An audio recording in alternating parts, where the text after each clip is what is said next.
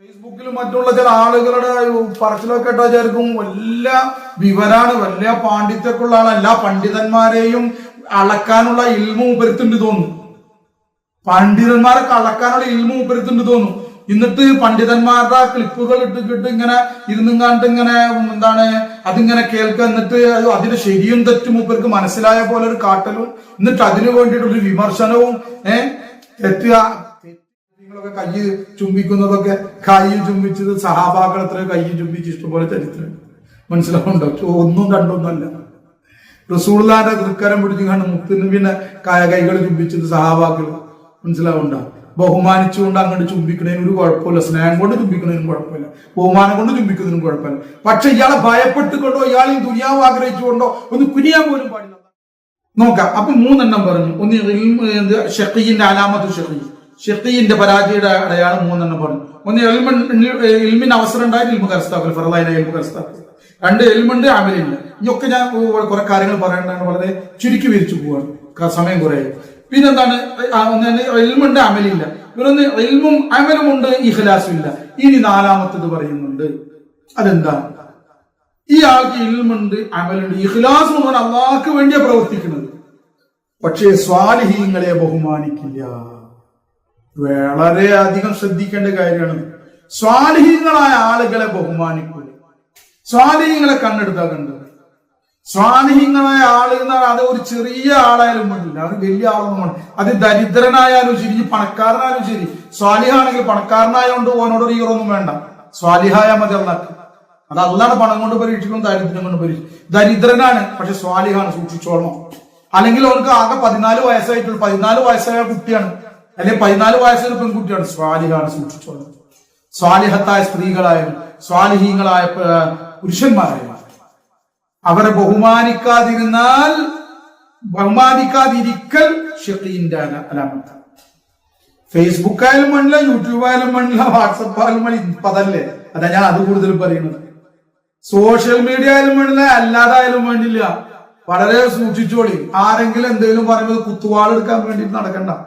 ഇങ്ങനെ എഴുതി വിട. പണ്ഡിതന്മാരെ സംബന്ധിച്ചിട്ടും എന്താ പറയാ, നല്ല നല്ല മനുഷ്യന്മാരെ സംബന്ധിച്ചിട്ടും ഇങ്ങനെ ക്ലിപ്പിടുന്നവരുണ്ടല്ലോ. വലിയ വിവരമുള്ള ആൾക്കാരമായിരുന്നു ഇവരെ പറച്ചില ചില ആളുകളുടെ ഫേസ്ബുക്കിലും മറ്റുള്ള ചില ആളുകളുടെ പറച്ചിലൊക്കെ വിചാരിക്കും വലിയ വിവരാണ്, വലിയ പാണ്ഡിത്യമൊക്കെയുള്ള ആളാണ്. എല്ലാ പണ്ഡിതന്മാരെയും അളക്കാനുള്ള ഇൽമ ഉപരുത്തുണ്ട് തോന്നും. പണ്ഡിതന്മാരൊക്കെ അളക്കാനുള്ള ഇൽമ ഉപരുത്തുണ്ട് തോന്നും.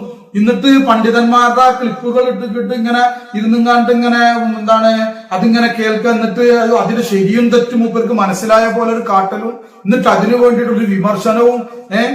തെറ്റുകൾ ജനങ്ങളെ മുന്നിൽ കുതന്ത്രങ്ങൾ ഉണ്ടാക്കുന്ന ആളുകള്, അല്ലെങ്കിൽ ജനങ്ങളെ വഞ്ചിക്കുന്ന ആളുകള്, അല്ലെങ്കിൽ ജനങ്ങളെ ചതിയിൽപ്പെടുത്തുന്ന ദുഷിച്ച പണ്ഡിതന്മാരുണ്ട്. തീർച്ചയായിട്ടും അവരെ പുറത്തു കൊണ്ടുവരണമെങ്കിൽ തീർച്ചയായിട്ടും പുറത്തു കൊണ്ടുവന്നോ, അതല്ല ഞാൻ പറയണത്.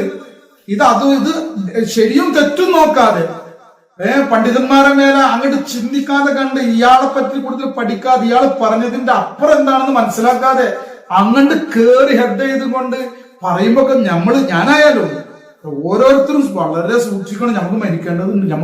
നമ്മളെ അല്ലാഹു തആല ഏൽപ്പിച്ചിരിക്കണം ഈ പരിപാടിക്കെങ്കിലും നിങ്ങൾ ചെയ്തോ. പക്ഷെ അള്ളാഹും റസൂലും പറഞ്ഞനുസരിച്ച് ചെയ്യണം, അല്ലാതെ ചെയ്യരുത്. സ്വാലിഹ്യങ്ങളെ ചിലപ്പോ തെറ്റുവന്നു. എന്തൊക്കെ പറഞ്ഞ അമ്പിയാക്കളൊന്നല്ലല്ലോ, അമ്പിയാ മുർസലീങ്ങളല്ലല്ലോ. അവര് തെറ്റു വന്നു എങ്കിൽ എന്താ വേണ്ടത്? അതിങ്ങനെ പരസ്യപ്പെടുത്തി കൊട്ടിഘോഷിക്കല്ല. അയാളെ പോയിട്ട് തിരുത്തുക, ഒന്നില്ലെങ്കിൽ ആ വ്യക്തിയെ കണ്ടുകൊണ്ട് തിരുത്തുക. അല്ലെങ്കിൽ മൊത്തമായിട്ട് ഇന്നൊരു കാര്യങ്ങൾ വരുന്നുണ്ടെങ്കിൽ അത് ശരിയല്ല എന്ന് നമുക്ക് പറയാം. അല്ല, ആ വ്യക്തിയെ ഇങ്ങനെ കൊണ്ടുവന്ന് കാണിച്ചിട്ട് അയാളെ ആകെ തേജാവധം ചെയ്തിട്ട് എന്തിനാണത്? അയാളൊന്ന് ഫോൺ ചെയ്ത് ഒന്ന് കോണ്ടാക്ട് ചെയ്തൂടെ? നിങ്ങളെ ഇന്നതുണ്ടിട്ട് അത് ഉസ്താദ് തിരുത്തിനില്ലേ? അങ്ങനെ പറയാം. എല്ലാം ജനങ്ങളെ മുന്നിൽ വലിച്ചെടുത്തിട്ട് നമ്മൾ ഫിത്തനാക്കാതിരിക്കലാണ് ഉത്തമത എനിക്ക് തോന്നുന്നത്. ഇനി അതിന്റെ അപ്പുറം ഞാൻ ചിന്തിക്കുന്നതിനപ്പുറം നന്മ തോന്നുന്നുണ്ടെങ്കിൽ ചെയ്തോട്ടാ. ഞാൻ ഇതല്ല, ശരിക്കും എന്റെ അറിവനുസരിച്ച് ഞാൻ പറയാൻ വളരെ സൂക്ഷിക്കണം. ആ വ്യക്തിയെ കണ്ടുകൊണ്ട് ആ തെറ്റ് തിരുത്താൻ പറ്റും. ഏറ്റവും നല്ലത് ആ വ്യക്തിയെ കണ്ടുകൊണ്ട് തിരുത്തലാണ്. അപ്പൊ ആ വ്യക്തി എന്നോട് തിരുത്തിക്കോ, നമ്മൾ തിരുത്തേണ്ടി വരും. അല്ലെങ്കിൽ മൊത്തമായിട്ട് നമുക്ക് കാര്യങ്ങൾ പറയാം. വ്യക്തിവരെ ഹത്യ വേണ്ട. അപ്പൊ ഇതിന്റെ ഒരു ഭാഗം പറഞ്ഞാണ് സ്വാലിഹീങ്ങളെ ബഹുമാനിക്കണം. മനസ്സിലാവും? തങ്ങന്മാരെ മാത്രമേ ഞാൻ ബഹുമാനിക്കുള്ളൂ. പണ്ഡിതന്മാരെ മാത്രമേ, അതൊന്നല്ല, സാധാരണക്കാരായ ആളുകൾ, സ്വാലിഹങ്ങളായ മനുഷ്യന്മാരുണ്ട്. പാപങ്ങളിലും തെറ്റുകളും ഇതൊന്നും ചെയ്യാതെ ഉള്ളത് നല്ലപോലെ ഇതാക്കണം. നാടന്മാര് വരെ ഉണ്ട്, സ്വാലിഹങ്ങളായ മനുഷ്യന്മാര്. അവര് നിന്ദിക്കണ്ട. അയാളും പാമ്പനാല് വിവരമില്ലാത്ത ആളാച്ചിട്ട് അയാൾ നിന്ദിക്കണ്ട. അത് സൽക്കർമ്മങ്ങൾ ചെയ്യുകയും പാപങ്ങളിൽ നിന്ന് വിട്ടുനിൽക്കുന്ന ഒരാളാണെങ്കിൽ അതൊരു മീൻ പണിക്കാരനായാലും ശരി, ഒരു കൽപ്പണിക്കാരനായാലും ശരി, ഒരു സാധാരണ ദരിദ്രനായാലും ശരി, ജോലി ഇല്ലാത്ത ആളായാലും ശരി, അംഗവൈകല്യമുള്ള ആളായാലും ശരി, നമ്മൾ വളരെ ശ്രദ്ധിക്കണം. ആദരിക്കാതിരിക്കരുത്. സ്വാലിഹങ്ങളാണ് വളരെ സൂക്ഷിക്കും. അവര് ദ്വാക്ക് ഉത്തരണ്ട്. പണ്ഡിതനാവണമെന്നില്ല. അള്ളാഹും റസൂലും അനുസരിച്ച് ജീവിക്കുന്ന ഒരാളാണെങ്കിൽ അവൻ സ്വാലിഹാണ്. അവന്റെ അള്ളാഹുവിലെല്ലാം അർപ്പിച്ചുകൊണ്ട് ജീവിക്കാണ്. അള്ളാഹു വിരോധിച്ച കാര്യം വിട്ടിട്ടുണ്ട്, അള്ളാഹു നിർബന്ധമാക്കിയ കാര്യം ചെയ്യുന്നുണ്ട്, പറ്റണമായ സൽക്കർമ്മങ്ങൾ ചെയ്യുന്നുണ്ട്. അയാൾ സ്വാലിഹായ മനുഷ്യനാണ്. കളവ് പറയാത്ത ആളാണ്, ഇബത്ത് പറയാത്ത ആളാണ്. ബഹുമാനിച്ചോളണം അയാൾ. എത്ര ചെറിയ കുട്ടിയാണെങ്കിലും ബഹുമാനിച്ചോളണം, ആദരിച്ചോളണം. അല്ലാതെ നിന്ദിക്കാൻ പാടില്ല. മനസ്സിലാവണ്ട. ബനു ഇസ്രായേൽ ഒരു ചരിത്രം മഹാന്മാര് വിവരിക്കാറുണ്ട്. ബനു ഇസ്രായേലിൽ നടന്നൊരു ചരിത്രം. ബനു ഇസ്രായേലിൽ വലിയൊരു ആബിദ് ഉണ്ടായിരുന്നു. വലിയ ആബിദ് എന്ന് പറഞ്ഞ ആളുകളുടെ ഇടയിൽ പ്രശസ്തനാണ്. ആളുകൾക്ക് വല്ലാത്ത ഇഷ്ടമാണ് അയാൾ കുറെ സൽക്കർമ്മങ്ങൾ ചെയ്യുന്ന ആളുമാണ്. ഇയാളെ അള്ളാഹു തആലക്ക് ഇഷ്ടമാണ്. ഈ ആബിദിനെ അള്ളാഹ് ഇഷ്ടപ്പെട്ട ഒരാളാണെന്ന് എല്ലാവർക്കും അറിയാം. ഈ ആബിദിന് പറയുന്ന അള്ളാഹ്ക്ക് ഇഷ്ടമാണ്. അങ്ങനെ ഈ ആബിദ് ഒരിക്കൽ ഇങ്ങനെ പോകുമ്പോൾ ആ ബനു ഇസ്രായേൽ അന്നത്തെ കാലത്തിൽ ഏറ്റവും വലിയ പാപിയായ ഒരു മനുഷ്യനുണ്ട്. അയാൾ ചെയ്യാതെ തെറ്റില്ല, വ്യഭിചാരിയാണ്, കള്ളനാണ്, ജനങ്ങളെ മർദ്ദിക്കുന്നവനാണ്. അത്രയ്ക്ക് വലിയ പോക്കിരിയും വളരെ തെമ്മാടിയായ ഒരു മനുഷ്യൻ. അത് ജനങ്ങൾക്കും അറിയാം ഇയാൾ തെമ്മാടിയാണ്, ഇയാൾക്കും അറിയാം തെമ്മാടിയാണ്. ഇയാൾ ഒരു ഭാഗത്തുകൂടെ പോണു, ആബിദ് ഒരു ഭാഗത്തുകൂടെ പോണു. ഈ തെമ്മാടിയായ മനുഷ്യൻ ഈ ആബിദിനെ പെട്ടെന്ന് കാണാനിടയായപ്പോ ഇദ്ദേഹത്തിന് പെട്ടെന്നൊരു തോന്നൽ, പടച്ചോനെ, ഈ ബനു ഇസ്രായേൽ ഏറ്റവും വിഭാഗത്തിന് അള്ളാഹു ഇഷ്ടപ്പെട്ട ഒരു ആളാണല്ലോ, ഒരു പണ്ഡിതനാണല്ലോ ആ പോണത്, ഒരു ആബിദാണല്ലോ പോണത്. ഞാനാണെങ്കിൽ ഏറ്റവും എനിക്ക് വെറുത്ത മനുഷ്യൻ. ഇയാൾക്ക് ഇങ്ങനെ തോന്നി, പടച്ചോനെ, ഞാനെങ്ങാനും അയാൾ കൂടെ ഇരുന്നാല്, അയാളെ കൂടെ ഇരുന്നത് കാരണത്താൽ എനിക്ക് അള്ളാഹു ഇനി പുറത്തു തരുമോ? അങ്ങനെ അദ്ദേഹത്തിന്റെ കൂടെ ഇരുന്നാൽ എനിക്ക് അള്ള പുറത്തു തന്നെങ്കിലോ എന്നുള്ള നിലക്ക് അദ്ദേഹം ഇയാൾ പിന്നാലെ നടന്നു. ഒരു മരത്തിന്റെ തണല് കണ്ടപ്പോൾ ഈ ആബിദ് പോയിട്ട് അവിടെ ഇരുന്നു. ഇദ്ദേഹം പോയിട്ട് അടുത്ത് പോയിട്ട് ഇരുന്ന ശേഷം കുറച്ച് കഴിഞ്ഞപ്പോഴാണ് ഈ ആബിദ് കാണുന്നത് തന്റെ അടുക്കൽ ആ ബനു ഇസ്രായേൽ ഏറ്റവും മോശക്കാരൻ ഒരാളാണ് ഇരിക്കുന്നത്. അപ്പൊ അത് ജനങ്ങളൊക്കെ കാണാൻ സാധ്യതയുള്ള ഒരു വഴിയാണ്. അപ്പൊ ഇയാൾക്ക് മനസ്സിലൊരു ഇത് വന്നു, പടച്ചു, ഞാനെങ്ങാനും ഇയാൾ എന്റെ അടുത്ത് വന്നിരിക്കുന്നു, ഇതൊക്കെ ജനങ്ങൾ കണ്ടു കഴിഞ്ഞാൽ ഞാനും ഇയാളും വലിയ ബന്ധമുള്ള ആളാണെന്ന് മനസ്സിലാക്കി ജനങ്ങൾ എന്നെ മോശമായിട്ട് മനസ്സിലാക്കി.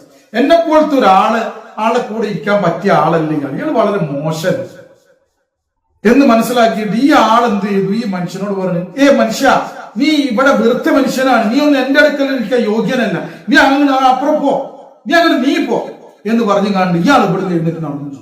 ഇയാളാകെ വിഷമിച്ചു, പഠിച്ചോനെ, എനിക്കതിന് പറ്റിയില്ലല്ലോ എന്ന് പറഞ്ഞ് വിഷമിച്ചു. ഇയാളും പോയി. അപ്പൊ എനിക്ക് നേരാൻ പറ്റുള്ളൂ, എനിക്ക് അത് പുറത്തുമില്ലാത്ത തോന്നുന്നു, കാരണം ഇത്ര നല്ലൊരു മനുഷ്യനെ ആട്ടി വിട്ടല്ലോ. ഇയാൾക്ക് വിഷമായി, ഈ ആബിദിന് വിഷമം. അല്ല, ഈ ആബിദിന് ഇയാൾ കൂടെ ഇരുന്നേയുള്ള വിഷമം. അങ്ങനെ കഴിഞ്ഞ അന്നത്തെ കാലത്തെ പ്രവാചകരായ നബിയുന കലീമുല്ലാഹി മൂസ നബി അലൈഹി സ്വലാത്തു വസ്സലാം, മൂസ നബി അലൈഹി സ്വലാത്തു വസ്സലാമിനെ അള്ളാഹു തആല വഹി അറിയിക്കുകയാണ്. മൂസ നബിയെ ഈ രണ്ടുപേരെ പരിചയപ്പെടുത്തി കൊടുത്തിട്ടുണ്ട്. ആ രണ്ടുപേരോടും ആദ്യം മുതൽ ഇബാദത്ത് ചെയ്യാൻ പറഞ്ഞു.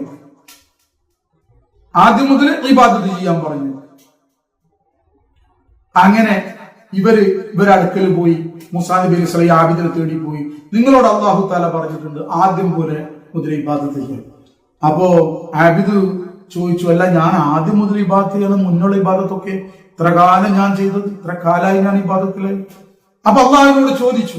അള്ളാഹു സുബ്ഹാനഹു വ തആല പറഞ്ഞു, ആ ആബിദിനോട് പറയാ, എന്റെ ഒരടിമ അവര് രക്ഷപ്പെടാൻ വേണ്ടിയിട്ട്, മഹ്ഫറത്തിന് വേണ്ടിയിട്ട് നിങ്ങളുടെ അടുക്കലേക്ക് വന്നിരുന്നപ്പോൾ നിങ്ങൾ അഹങ്കരിച്ചുകൊണ്ട് അവരെ നിങ്ങളെ തൊട്ട് ദൂരത്താക്കി. അവരെ ദൂരത്താക്കി. അതുകൊണ്ട് നിങ്ങളുടെ കഴിഞ്ഞു പോയ എല്ലാ ഇബാദത്തുകളും ഞാൻ ബാത്തിലാക്കി, ഞാൻ അതിനെ ഇല്ലാതാക്കിയിരിക്കുന്നു. അത് സ്വീകാര്യമല്ല. ഇനി ആദ്യം മുതൽ തുടങ്ങാൻ പറയും. തൗബ ചെയ്ത് ആദ്യം മുതൽ തുടങ്ങും. അതേപോലെ മൂസാ നബി അലൈഹി സ്വലാത്തു വസ്സലാം ഈ വളരെ നീചനായ മോശക്കാരനായിരുന്നു ഈ മനുഷ്യന്റെ അടുക്കൽ പോയിട്ട് പറഞ്ഞു, നിങ്ങളോട് അള്ളാഹുവിന്റെ അടുക്കൽ നിന്നുള്ള കൽപ്പനയുണ്ട്, നിങ്ങൾ ആദ്യം മുതൽ ഇബാദത്തൊക്കെ തുടങ്ങാൻ പറഞ്ഞു. അപ്പോ ഇദ്ദേഹം ചോദിച്ചു, മൂസാ നബി, ഞാൻ ആദ്യം ഇബാദത്ത് ചെയ്തിട്ടില്ലല്ലോ, ഞാൻ ആദ്യം മുതൽ ഇബാദത്ത് എന്റെ കഴിഞ്ഞു പോയതൊക്കെ ആകെ വളരെ തെമ്മാടിത്തറ ഞാൻ ചെയ്തിട്ടുള്ളൂ.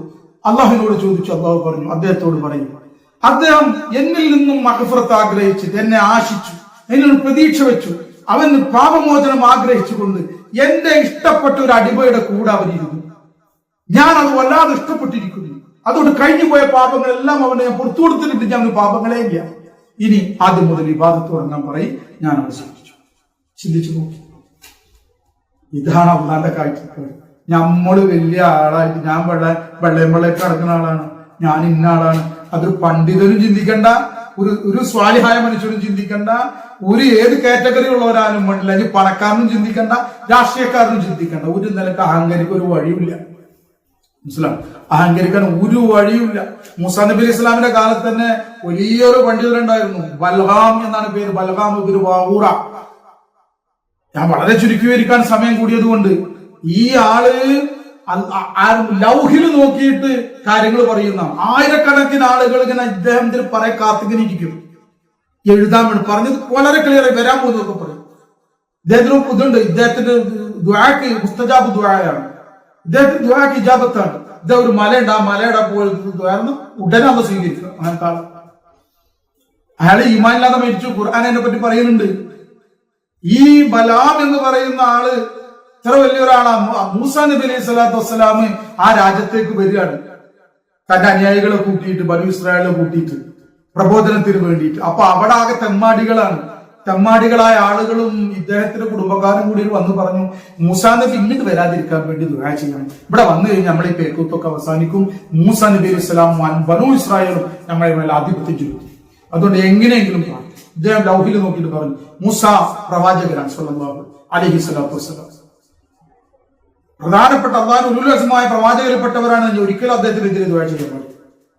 വീണ്ടും പേര് പ്രോത്സാഹിപ്പിക്കും, ഇല്ല, വീണ്ടും പ്രേരിപ്പിക്കും. ഇയാൾ ഒരിക്കലും തയ്യാറാവില്ല. അങ്ങനെ ഇവരുടെ കുടുംബക്കാരും അവരുടെ നാട്ടുകാരും കൂടി വല്ലാതെ പ്രേരിപ്പിച്ചപ്പോ ഈ പണ്ഡിതരെന്താണ്, മൂസാ നബി അലൈഹി ഇസ്ലാമിനെതിരെ ദുആ ചെയ്യാൻ വേണ്ടി പോവുകയാണ്. ഈ മലയുടെ മുളകളിൽ വേണ്ടി പോവുകയാണ്. വലിയ നീണ്ട ചരിത്രമാണിത്. മലയുടെ അടുക്കൽ പ്രാർത്ഥിക്കാറുള്ള മലയുടെ മലയിലേക്ക് കുതിരപ്പുറത്ത് കയറി പോയി കുതിരയുടെ ഒരു ഭാഗത്ത് വെച്ചു ഇറങ്ങി ദുആ ചെയ്യാൻ മലമുകളിലേക്ക് ദ്വാരക്കാണ്. മൂസാ നബിയോട് വരരുത്. ദുആ ചെയ്യുമ്പോൾ ഇയാൾ നാവിൽ നിന്ന് വരുന്നതൊക്കെ ഇയാളുടെ സ്വന്തം കൗമിനെതിരേറ്റല്ലേ. ഇവർ ചോദിക്കും, നിങ്ങൾ എന്താണ് ഈ പറയുന്നത്, എന്താണ് ദുആ ചെയ്യുന്നത്?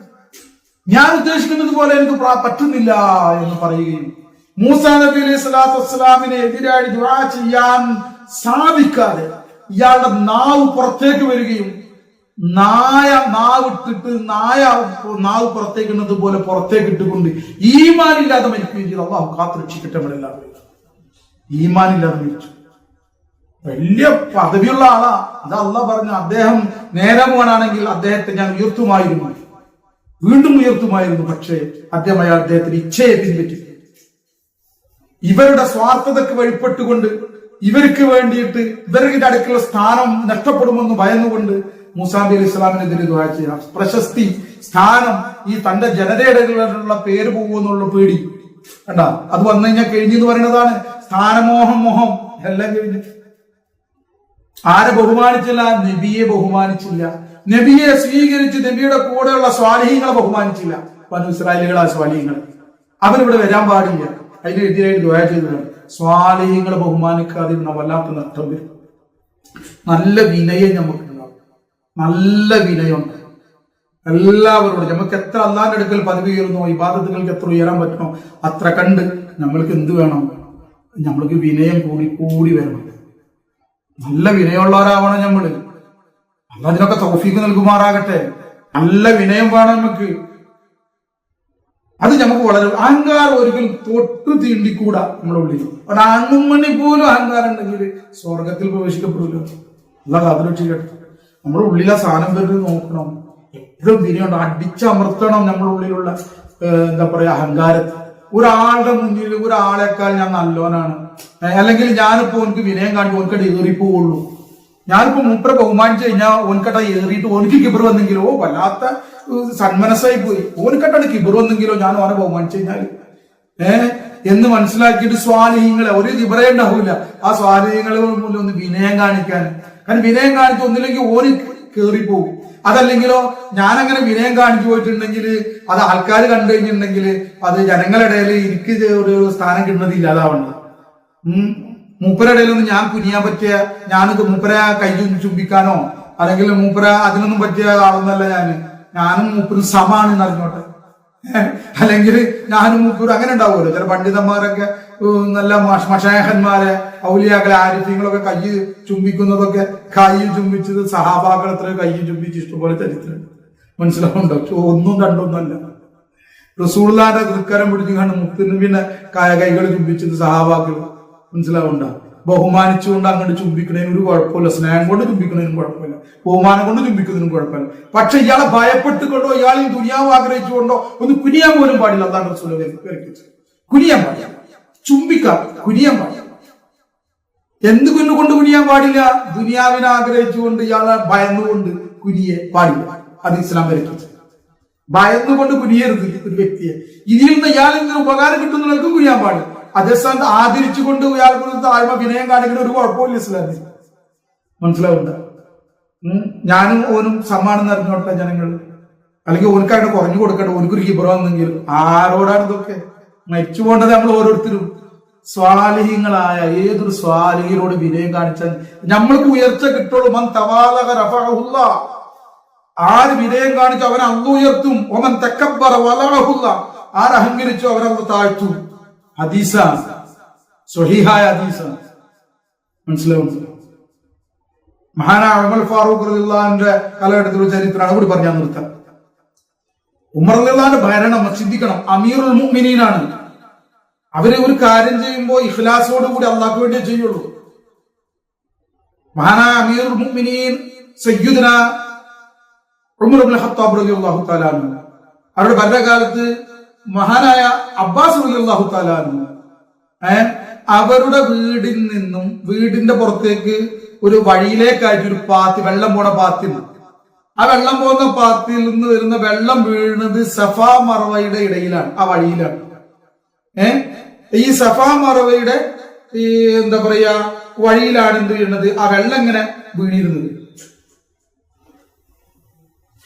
അപ്പൊ വഴിയിൽ വെള്ളം വീണുകൊണ്ട് ഉമർ റളിയല്ലാഹു എന്ത് ചെയ്തു? ആ പാത്തി അബ്ബാസ് റളിയല്ലാഹുവിന്റെ വീട്ടിലുള്ള ആ പാത്തി, വെള്ളം പോണ പാത്തി മാറ്റി സ്ഥാപിക്കാൻ വേണ്ടിയിട്ട് കൽപ്പിച്ചു. ആ കൽപ്പന നിറവേറ്റപ്പെട്ടു. കാരണം ഉമർ റളിയല്ലാഹു കൽപ്പനയാണ്, അത് മാറ്റി സ്ഥാപിച്ചു. ഇത് അറിഞ്ഞപ്പോൾ അബ്ബാസ് റളിയല്ലാഹു തആല അൻഹു ഉമർ റളിയല്ലാഹുവിന്റെ അടുക്കൽ വന്നുകൊണ്ട് പ്രതികരിച്ചു. അബ്ബാസ് റളിയല്ലാഹു പ്രതികരിച്ചു. അബ്ബാസ് റളിയല്ലാഹു ഉമർ റളിയല്ലാഹുവിന്റെ അടുക്കൽ വന്നുകൊണ്ട് അബ്ബാസ് റളിയല്ലാഹു പറഞ്ഞു, നിങ്ങൾ ആ മാറ്റി സ്ഥാപിച്ച പാത്തിണ്ടല്ലോ, അത് മുത്തുനബി ഉണ്ടല്ലോ, മുത്തുനബി മുഹമ്മദ് റസൂലുള്ളാഹി സ്വല്ലല്ലാഹു അലൈഹി വസല്ലം തങ്ങള് അവരുടെ സ്വന്തം പുണ്യമായ പരിശുദ്ധ കരങ്ങളെ കൊണ്ട് സ്ഥാപിച്ച പത്യാണ്. നബി സല്ലല്ലാഹു അലൈഹി വസല്ലം തങ്ങൾ എന്താണ് അബ്ബാസ് റളിയല്ലാഹു പറഞ്ഞത്? ഉമർ റളിയല്ലാഹുവിനോട് പറഞ്ഞു, നബി സല്ലല്ലാഹു അലൈഹി വസല്ലം തന്റെ പുണ്യ കരങ്ങളെ കൊണ്ട്, പരിശുദ്ധ കരങ്ങളെ കൊണ്ട് സ്ഥാപിച്ച പാത്തിയാണ് നിങ്ങൾ എന്ത് ചെയ്തത്? മാറ്റി വെച്ചത് എന്നുള്ള നിലക്കുള്ള ഒരു വിമർശനം ഒരു നല്ല രീതിയിൽ അബ്ബാസ് റളിയല്ലാഹു ഉമർ റളിയല്ലാഹുവിനോട് എന്ത് ചെയ്തു? അവതരിപ്പിച്ചു. അപ്പൊ താനത് ചെയ്ത് തെറ്റാണെന്ന് ആർക്ക് ബോധ്യമായി? ഉമർ റളിയല്ലാഹു ബോധ്യമായി. ഉമർ റളിയല്ലാഹു അൻഹുവിന് താൻ ചെയ്തത് തെറ്റാണെന്ന് ബോധ്യമായപ്പോൾ ഉമർ റളിയല്ലാഹു അൻഹു അബ്ബാസ് റളിയല്ലാഹുവിനോട് പറഞ്ഞു, അവര് ആരാണ്? അമീറുൽ മുഅ്മിനീനാണ്. അവര് കാര്യം നല്ലതിനു വേണ്ടി അള്ളാഹ്ക്ക് വേണ്ടി ചെയ്തതാണ്. പക്ഷെ അവരുടെ മനസ്സ് നോക്കി, അവർക്ക് അങ്ങനത്തെ ഒരു അഹങ്കാരം ഉണ്ടായിരുന്നു. അവരുടെ വിനയം ശ്രദ്ധിച്ചു നോക്ക്. അബ്ബാസ് റളിയല്ലാഹുവിന്റെ അടുക്കൽ വന്നുകൊണ്ട് ഉമർ റളിയല്ലാഹു പറയാണ്, ചെയ്ത തെറ്റിന് തൗബ ചെയ്യാൻ ഞാൻ ആഗ്രഹിക്കും, മാപ്പ് ചോദിക്കാൻ ആഗ്രഹിക്കും, ഞാനൊരു പ്രായശ്ചിത്തം ചെയ്യാൻ ആഗ്രഹിക്കുക. അതുകൊണ്ട് താങ്കളുടെ ചുമലിൽ എന്റെ ചുമലിൽ കയറി നിൽക്കണം, എന്നിട്ട് താങ്കളുടെ കൈകൊണ്ട് തന്നെ ആ പാത്തി ആ തലസ്ഥാനത്ത് വെക്കണം. ഇങ്ങനെ ഉമർ റളിയല്ലാഹു വെറുതെ അവരെ വിളിച്ചും കൊണ്ട് എന്ത് ചെയ്തല്ല, മാറ്റി വെച്ചെടുത്താളി, ആ സ്ഥാനത്തേക്ക് തന്നെ മാറ്റി പാത്തി വെച്ചെടുത്താളി എന്ന് കൽപ്പിക്കല്ല ചെയ്തത്. മറിച്ച് ഉമർ റളിയല്ലാഹുവിന്റെ വിനയം നോക്കണം. ഉമർ റളിയല്ലാഹു തന്റെ തെറ്റ് ബോധ്യമായപ്പോഴേ അത് സമ്മതിക്കാൻ തയ്യാറായി. ഒരാള് നമ്മളോട് തെറ്റ്, മഹാനായ ഒരു സഹാബി ജാബിർ റളിയല്ലാഹു എന്നാണ് ഓർമ്മ, മൂപ്പര് പറയും എന്താ പറയാ, എന്റെ ഒരു തെറ്റുണ്ടെങ്കിൽ ധൈര്യമായിട്ട് എന്റെ മുന്നിൽ നിന്നുകൊണ്ട് ധൈര്യമായിട്ട് പറയണം. ഉമർ റളിയല്ലാഹു പറയും, എന്റെ തെറ്റ് ചൂണ്ടിക്കാട്ടുന്നവന്റെ മേൽ അല്ലാഹു തആല അനുഗ്രഹം ചെയ്തു കൊടുത്തു, റഹ്മത്ത് ചെയ്യട്ടെ. ഉമർ റളിയല്ലാഹു പറയും, നമ്മളോട് തെറ്റ് ചൂണ്ടിക്കാണിച്ച ഒരാളെ എന്റെ തെറ്റ് ചൂണ്ടിക്കാണിക്കും, ഒരിക്കൊന്ന് സ്വകാര്യത്തിനോട് നല്ല പോലെ പറഞ്ഞാൽ പോലെ എന്ന് നമ്മൾ പറയും. ഉമർ റളിയല്ലാഹു തന്റെ തെറ്റ് മനസ്സിലാക്കി എന്താ ചെയ്തെന്നറിയോ? ഉമർ റളിയല്ലാഹു പറഞ്ഞ എന്താണ്, അവര് അതായത് ഇത് സംഭവം എന്താ വെച്ചാൽ അബ്ബാസ് റളിയല്ലാഹു നിന്നിട്ട് അബ്ബാസ് റളിയല്ലാഹുവിന്റെ ചുമലിൽ കയറിയിട്ട് അള്ളാന്റെ റസൂലാണ് തന്റെ പുണ്യകരം കൊണ്ട് ആ പാത്തി സ്ഥാപിച്ചത്. അബ്ബാസ് റളിയല്ലാഹു ചുമലിൽ അള്ളാന്റെ റസൂൽ കയറി. ഇതാണ് ഉമർ റളിയല്ലാഹു എടുത്ത് മാറ്റാൻ പറഞ്ഞത്. ഉടനെ തെറ്റ് മനസ്സിലായി ഉമർ റളിയല്ലാഹു എന്താ പറയണത്, ഞാൻ നിൽക്കാം, എന്നിട്ട് എന്റെ ചുമലിൽ നിങ്ങൾ കയറണം, എന്നിട്ടാ പാത്തി സ്ഥാപിച്ചത് എന്ന് പറഞ്ഞു. അപ്പൊ നോക്കി, ഖലീഫത്തു റസൂലുള്ളാഹി സ്വല്ലല്ലാഹു അലൈഹി വസല്ലം, അള്ളാന്റെ റസൂലിന്റെ ഖലീഫയാണ്, അമീറുൽ മുഅ്മിനീൻ രണ്ടാം ഖലീഫയാണ്, അള്ളാന്റെ റസൂലിന്റെ രണ്ടാം ഖലീഫയാണ്, ഖുലഫാഉർ റാഷിദീനിൽ രണ്ടാമത്തെ ആളാണ്, എല്ലാം കൊണ്ട് ഔന്നിത്യമുള്ളതാണ്. സിദ്ദീഖ് റളിയല്ലാഹു ശേഷം ഏറ്റവും ശ്രേഷ്ഠരായിട്ട് ആര്? സഹാബാക്കൾ കാണുന്നവരാണ്, സഹാബാക്കൾ കണ്ടിരുന്നതാണ് ഉമർ റളിയല്ലാഹുവിനെ.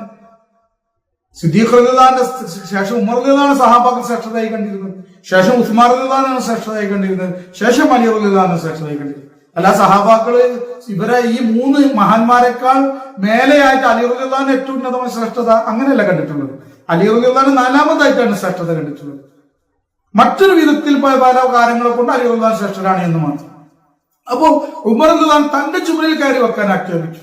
അങ്ങനെ ഉമർ റളിയല്ലാഹു നിൽക്കുകയും അബ്ബാസ് റളിയല്ലാഹു ആദ്യം വിലങ്ങി, പക്ഷെ ഉമർ റളിയല്ലാഹു നിർബന്ധിച്ചു എന്നാണ്. അതിന് അബ്ബാസ് റളിയല്ലാഹു അവരുടെ ചുമലിൽ കയറി ആ പാത്തി കൊണ്ട് സ്ഥാപിച്ചു.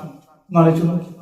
അപ്പൊ അതുകൊണ്ട് ഇതൊക്കെയാണ് ഉന്നതന്മാരായ മഹാന്മാർ വിജയികളുടെ അടയാളങ്ങൾ. സ്വാലിഹീങ്ങളെ ബഹുമാനിക്കുക. ഉമർ റളിയല്ലാഹു തന്നെക്കാൾ സ്ഥാനം കൊടുക്കുന്ന ആളാണ് എന്ത് ഈ അമീറുൽ മുഅ്മിനീനായിരിക്കെ അബ്ബാസ് റളിയല്ലാഹു. മനസ്സിലായി? അമീറുൽ മുഅ്മിനീനല്ലേ, മുഅ്മിനീങ്ങളുടെ നേതാവല്ലേ, എന്നിട്ട് വരെ തന്റെ ചുമലിൽ അബ്ബാസ് റളിയല്ലാഹുവിനെ കയറ്റി ചെയ്തു. വീണ്ടും ബിലാൽ റളിയല്ലാഹുവിനോട് ബന്ധപ്പെട്ട ചരിത്രമുണ്ട്, ഞാൻ ഇപ്പൊ പറയുന്നില്ല. അപ്പൊ ഏതായാലും ശരി, നമ്മൾ വളരെ ശ്രദ്ധിക്കണം, സ്വാലിഹീങ്ങളെ ബഹുമാനിക്കണം. വെറുതെ നമ്മൾ നാവിനെ വളരെ നാവിനെയും കയ്യിനെയും, കൈ പേന കൊണ്ടായാലും വിരല് കൊണ്ട് എഴുതുന്നായാലും ശരി, ഈ നാവിനെയും ഈ വിരലിനെയും വളരെ ശ്രദ്ധിച്ചോളൂ. സ്വാലിഹീങ്ങൾക്കെതിരെ നാവ് കൊണ്ട് സംസാരിക്കുമ്പോഴും വിരല് ചലിപ്പിക്കുമ്പോഴും വളരെ ശ്രദ്ധിക്കണം. മനസ്സോട് ചിന്ത പോലും സ്വാലിഹീങ്ങളായ മഹാന്മാരോട്, സ്വാലിഹീങ്ങളായ ആളുകളോട് ഉണ്ടാകരുത്. നമ്മൾ സംയമനം പാലിക്കുക. അവരിൽ നിന്ന് എന്തെങ്കിലും പൊറുതികേട് വന്നിട്ടുണ്ടെങ്കിൽ, നമുക്ക് പറ്റാത്തതോ അല്ലെങ്കിൽ ദീനിന് നിരക്കാത്ത വന്നാല് അവർക്ക് ആ തെറ്റു പറ്റിപ്പോയി. അതിനേക്കാൾ ഏറ്റവും നല്ല കുറെ കാര്യങ്ങൾ ചെയ്തവരാണ് അവർ, കുറെ നന്മയുള്ള ആളുകളാണ്. അവർക്ക് എന്തുകൊണ്ടാണാവോ തെറ്റുപറ്റിയത് അറിയില്ല. അവരോട് തന്നെ ചോദിച്ചു നോക്കുക, എന്തുകൊണ്ട് അവരെ പോയിട്ട് ഉപദേശിക്കുക. അല്ലാതെ പൊതുജനങ്ങളായിട്ട് ഇങ്ങനെ അവരെ ഇകഴ്ത്താതിരിക്കുക, സ്വന്തമായിട്ടും അവരെ ഇകഴ്ത്താതിരിക്കുക. സ്വാലിഹീങ്ങൾ ബഹുമാനിക്കും. അവർ ചെറിയ പ്രായക്കാരാണെങ്കിലും ശരി, നമ്മൾക്ക് പ്രായം കൂടിയാലും ശരി, അവരെ എന്ത് ചെയ്യരുത്, അവരോട് ദേഷ്യപ്പെട്ടിട്ട് ഗൗരവത്തിലും എന്ത് ചെയ്യാൻ പാടില്ല. നമ്മൾ അവരെ ഇകഴ്ത്തുന്ന വിധത്തിൽ, അവരെ ഇകഴ്ത്തണം എന്നുള്ള വിധത്തിലും, ഇകഴ്ത്തുന്ന വിധത്തിലും, അവരെ മനസ്സിൽ വേദനിക്കുന്ന വിധത്തിൽ നമ്മൾ സംസാരിക്കാതെ നിങ്ങളും സൂക്ഷിക്കണം. അത് നമുക്ക് എല്ലാവർക്കും തൗഫീഖ് നൽകുമാറാക്കട്ടെ. ربنا تقبل منا دعاءنا انك انت. السلام عليكم ورحمه الله وبركاته.